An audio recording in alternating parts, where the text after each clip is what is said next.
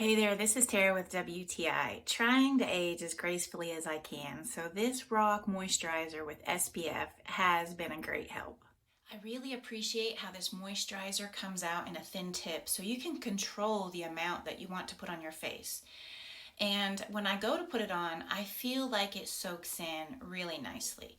I also appreciate that it has that added extra SPF because nobody wants to have to worry about putting on a moisturizer and then afterward putting on a sunscreen on top of that.